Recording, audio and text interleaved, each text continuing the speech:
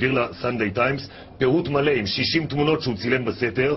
אנחנו לקחנו את האינפורמציה הזו וממנה אפשר להכיר את הקריה למחקר גרעיני. לקחנו את כל 60 התמונות ומחלקי הכור השונים, חיברנו אותם לאינפורמציה שהוא מסר, ובאמצעותם איבדנו עבורכם בהדמיית מחשב סיור תלת-מימדי במתקן הזה כפי שטרם נראה על מסך הטלוויזיה. בואו ונראה. רק ככה, מהחלל אפשר לצלם את האתר הסודי ביותר של מדינת ישראל. שום מטוס לא מורשה לטוס כאן. רק עדותו של איש אחד, מרדכי ואנונו, חשפה מה מתרחש בתוך שורת המבנים הזאת, מוקפת הדקלים, שורת המכונים כפי שהם נקראים כאן. זה מכון מספר 1, הסמל של דימונה, כיפת הכור הגרעיני שמתנשאת לגובה כ-20 מטרים. עד היום ראינו אותה רק מרחוק, ואנונו לקח אותנו פנימה, לתוך הכור. הצרפתים בנו אותו, כור מים כבדים בשנות ה-50. עוצמתו המוצהרת 24 מגוואט, וזה הסוד הראשון שחשף ואנונו. עוצמתו של הכור גדולה פי 3 אולי אפילו פי 5 ממה שסברו עד היום. הכור הזה, גילה ואנונו, מייצר 40 קילוגרם פלוטוניום לשנה, כמות מספקת לייצר 10 פצצות גרעיניות בשנה. אבל נמשיך בסיור. צמוד אל הכור מכון 3. כאן מייצרים את מוטות הדלק שמניע את הכור, וגם ליתיום 6, מרכיב נוסף של הפצצה. זה מכון 5. כאן מצפים את מוטות הדלק של הכור באלומיניום. מכון 6 הוא תחנת הכוח, מספק את החשמל. במכון 8 המעבדה, ובתוכה סוד נוסף שחשף ואנונו. כאן מייצרת ישראל אורניום מועשר, שכמו פלוטוניום יכול לשמש חומר בקיע לפצצה.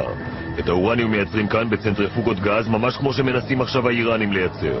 לפי גודלו של הבניין נראה שכמות האורניום שנוצרת כאן לא משמעותית. נמשיך. גם כאן במכון 9 מייצרים אורניום מועשר, תוך שימוש בלייזר, פטנט ישראלי ייחודי. מכון 10 מייצר את האורניום המדולל, מרכיב חשוב לייצור פגזים חודרי שריון.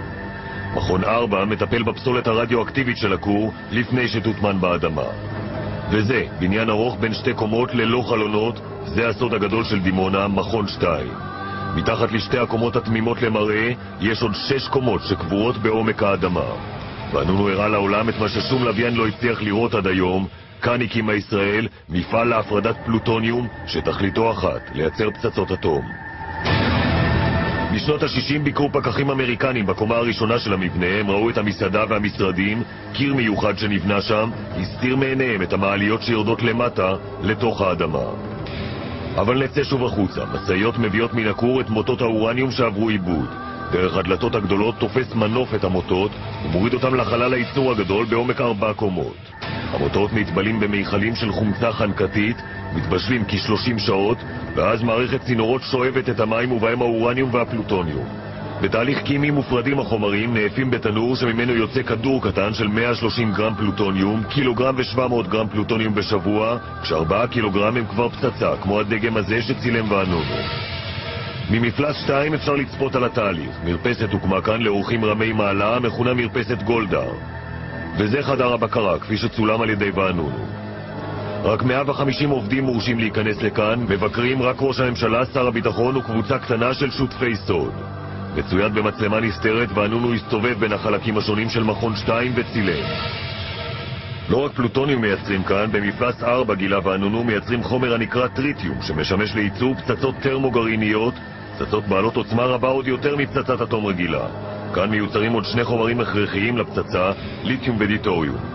כל הרכיבים האלה נלקחים למפלס 5 ליחידה המכונה מ"מ2, מחלקת מתכות 2, וכאן הם מורכבים יחד לפצצה גרעינית.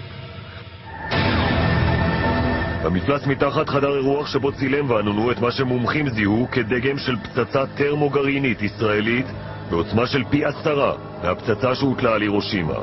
מומחים שניתחו את עדות ואנונו קבעו כי עד שנות ה-80 ייצרה ישראל בין 100 ל-200 פצצות גרעין, מה שהופך אותה למעצמת הגרעין השישית, אולי אפילו החמישית, בעוצמתה בעולם. ואת עיבוד המחשב הזה עשינו אך ורק על בסיס הנתונים שמסר מרדכי ואנונו לסנדיי